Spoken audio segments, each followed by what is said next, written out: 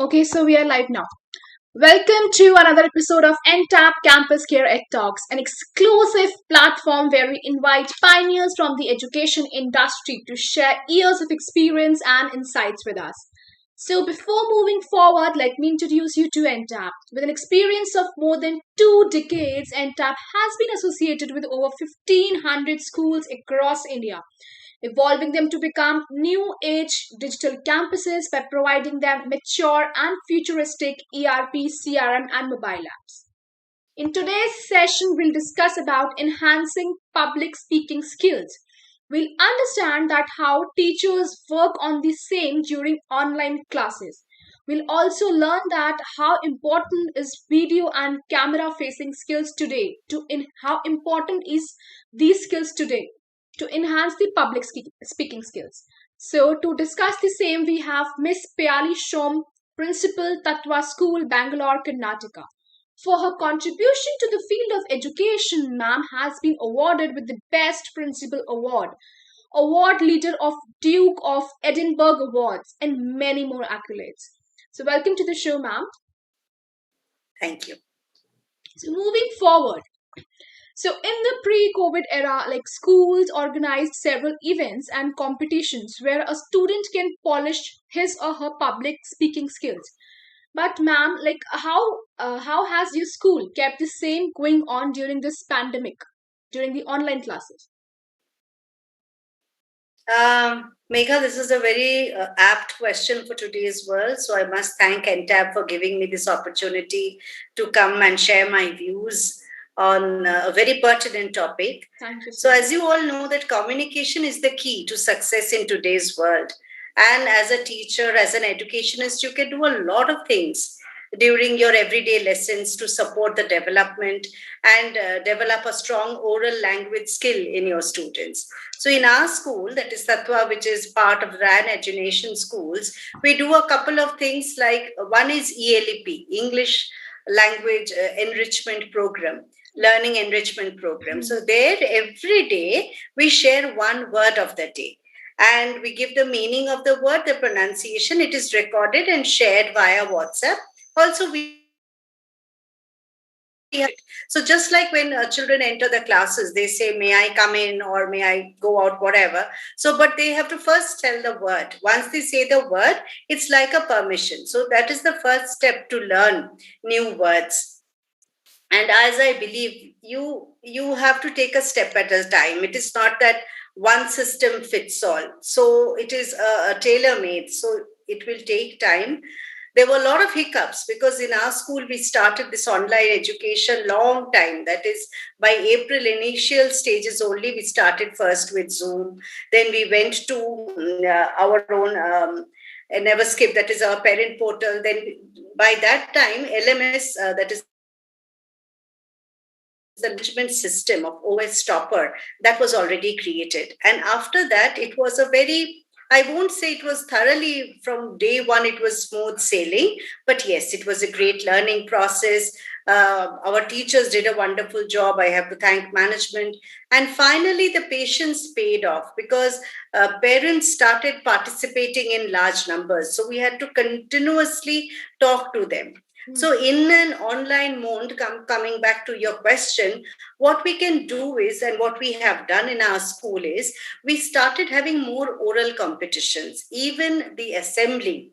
We, via PPT, what we did is we had the same assembly across all classes. And we introduced the word of the day. Later, we went and introduced the sentence of the day. And we had a circle time where the children, they thought, they spoke on those topics. And kudos to our pre-primary, means the way the parents and the children, they changed themselves to make those presentations. That was a great learning process, and it was a great take home for me, that how the future generation, the next generation, both the children and the parents are much more adept in handling this online system. So I would request the teachers and the educationists that when all these things are being done online, we must see to it when children are speaking, while they are speaking, we have to help them to master the oral skill and the written skill together. So many of the syntax are fragmented. Many of them are coinages from the WhatsApp language, or the language they hear a lot. So while they are speaking, the teacher has to correct those. We also have the next thing that you have to teach your children for public speaking, because school is the seat of learning, is eye contact. The children should be able to look at the eyes of the speaker, and then not only engages the listener, the speaker, but also helps the speaker to modify his speech. When the speaker can understand, modify the language, the intonation. Another thing in online method you have seen, now they are all at home. They're all relaxed. They're all comfortable, sitting in the home sofa, on the floor. So they have forgotten how to articulate. Sometimes they are too loud, sometimes they are too soft, sometimes there are a lot of background noises. So you have to continuously remind the children to be clear, loud, but slow. So these three things are very, very important. Articulations need clarity. It has to have a particular pitch, and it has to have a pace, but it has to be slow. So while doing that, we also have continuously, we explain the subtleties of tone, and we ask the children to be good listeners. So the comprehension skills, which are part of the ELEP, which is we have a period of ELEP in our school for every single class, every grade has it per week.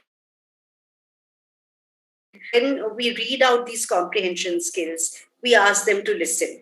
We also send it via mail, and also we share it via the parent portal that we have. But in class, we read it out. So that helps the children to become very good listeners. The pronunciation gets enhanced. So these are the steps we have taken in our school. And I have always told my teachers to ask questions. You see, a class has to be very active, it has to be very interactive, and more so during this online time, where the best often you enter a class and you see audio video switched off, the child might have gone back to sleep or gone to play or is on his mobile. So to stop all this, you have to have an interactive class. You have to ask a lot of questions. So after you finish a particular part, ask them, where does the story begin?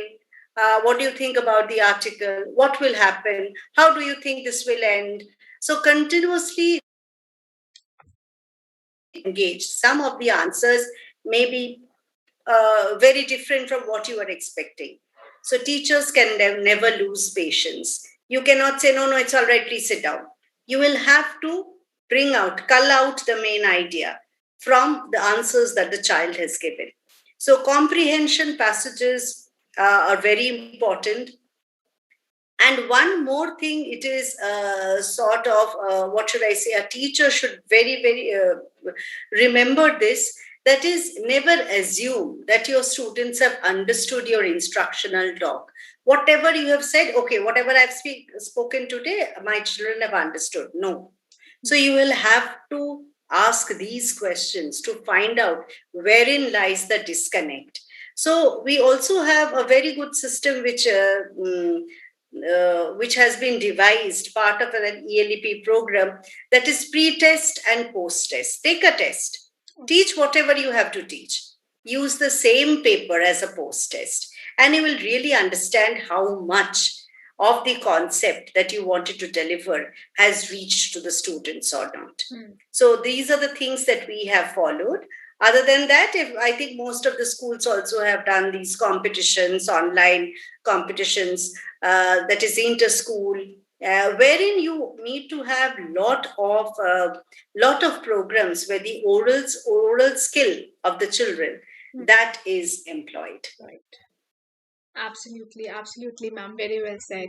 So, yeah, ma'am, moving forward. So, ma'am, today when everything is happening on video, like from webinars, classes to management meetings, like how important is it for students to learn camera facing skills and be confident on camera to face online, to ace online public speaking? Um, it is very important. Actually, it speaks volume. Like I am conversing with you now. You are talking to people. We are continuously communicating. And communication is not only limited to your oral communication, verbal communication. It is part of the gesture, the posture, the way you deliver. So it is not only what you say, but how you say. Exactly. So when a child has to speak, we often tell them, well, it's a shy child or this child doesn't speak. There will be some children who will continuously speak. So is it only for them that the classes, online classes are there? No. A child has to learn to speak and be heard from the day one. So how to overcome this? How to take care of this? If I am a child who is very soft spoken, who is camera shy, so I would suggest you write down your fears. That why am I scared of public speaking? Am I scared because I had a bad experience? I had shared some opinion, so adults had scolded me, or maybe my answers were wrong. So what is the experience that you had? So all the fears, what will happen if I don't perform? Let the child write it down, then flip the paper and try and ask the child to write down what can what exactly do you need to propel you forward? What will give you satisfaction? What do you want to become when you grow up? Do you want to just be relegated to the background, or you want to be heard, to appreciate it, to listen? So that will help the child to understand and evaluate. Now, all of you have mobiles, switch on the mobile and read out what you have read, what you have written down, sorry. So once you do that, you can hear your voice, and there is no greater pleasure than to hear your own voice. And then you see the video recording. There, actually, you are looking at the paper, you are not looking at the camera. So the next step should look at the camera and speak whatever you have read out. You cannot think, you've forgotten, your eyes are the vision has become blurred, there is heat coming out from the ears. These are often things that happen. So just say things I like motu patlu, I like pineapple, I love jumping. So these are the 3 sentences we have said. Record it. See, when you are looking at the camera and you speak, how do you look? So take a deep breath. Then again turn your camera. Now write a goal statement. Where do I see myself? Now write that down. So like this, create 10, 15 types of topics on which you love to write, love to speak, which is very, very close to your heart. And you can record it. So every time you record, listen to it, evaluate. And then I think you should share it with a very trusted friend, a friend from which you will always get a very positive feedback. And then you go and talk to that friend, record the conversation you have with the friend. After you finish recording that conversation, show it to people around, just like parents show whatever you achieve, however you have done it. So once you do that, then make a lot of videos. Nowadays you have 1 minute videos, 30-second videos. So if you're good at dancing, dance, say what you are dancing about. If you are singing, speak a couple of lines about your singing and record it, share it, and ask people to give you a feedback. Stand-up comedy. Now everybody does 1 minute stand-up comedy. You do that yourself. Share it. So these are the simple ways. Then after you've all done till stage 3, stage 4 is amongst your friend. Find out who is a good public speaker and ask that person to evaluate you. Also, I have found there's a lot of thing in this we have tried as English teachers. All language teachers must have tried it. Host a storytelling party. So as a child also can do that. Give the first line, let the others go on and on and on with those lines. If you can't do that, you can start with questions like, who was your first childhood celebrity crush? And this is a good icebreaker. People will come up, or tell me most fearful dream. So slowly, you have to give topics which are open-ended to yourself and your friend circle. And and whatever you are doing, record it. So, and please inform the audience that you are recording it. So the moment you And the audiences have to be low stakes, sometimes 2 friends, sometimes 3 friends. So first, don't go into an open forum and start talking. You will feel very difficult if the questions are odd. And once you have done all these things, I feel you should make a story out of it and share it in public. Go to the different the social sites that you are part of. Share the story with your friends and get a feedback. Even this tiny bit of appreciation will build your confidence. And this is the only way that you will be able to become a good speaker. And it is important, children. It is not only important to study and become the topper of the class. It is not important to be at the background and become a backbencher. It is important to feel important, cherished. Don't we all love ourselves? So let us start this journey. Thank you. Thank you so much.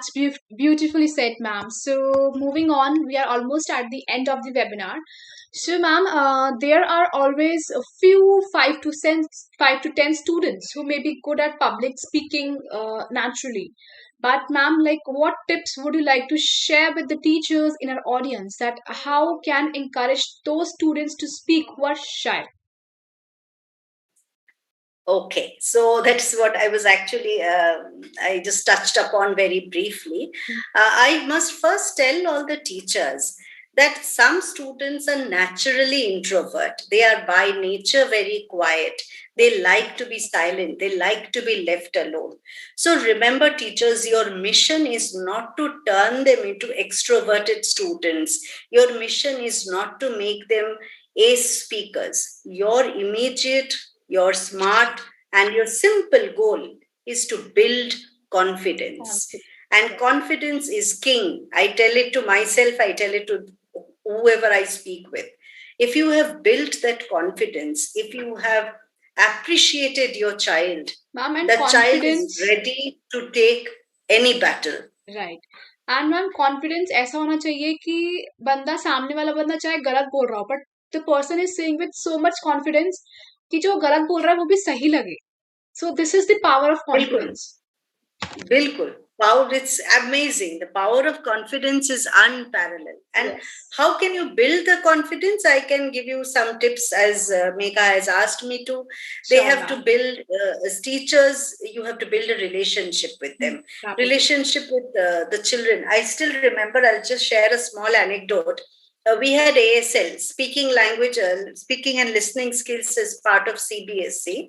In grade 11, I was teaching at that time. And we had to record all of those. So we had to give topics, and CBSE had shared topics with us. So I remember a child, he was the topper of the class, but he used to speak with a lilt. So when I had asked him to come, please sit, can you, and once or twice I had tried with him, but he still couldn't speak on the topics. So then I said, beta, what are you very passionate about? What brings tears to your eyes? And I can never forget the answer. He told me, looking at my face without any hiccups, because his lisp was quite pronounced. He said, ma'am, whenever I think of physics, I become emotional. And I still remember that. And I told, okay, child, you speak 5 minutes on physics and 1 minute on the topic, CBSE has given, can't help child, I'll have to record it. And you won't believe, even today, now he is a very big honcho, much above than what I am today. And I feel so proud whenever I look at him, whenever he says, ma'am, I still remember that. So this is the way you have to build a relationship. What makes them trust you? And then motivate them. Every time in the PTMs that we met, we used to speak about children, praise children.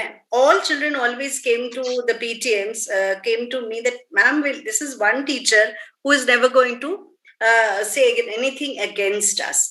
So that is very important. Your praise, your words, it is used to motivate them. Create a comfort zone with yourself. And then second step is collaborative learning. Think, pair, share. It is there, part of Bloom's taxonomy also.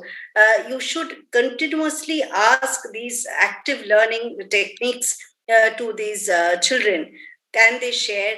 the peers will make them comfortable. Hmm. If they can speak with a friend, so let them share, come up with the idea, because they feel less threatened, they are less anxious.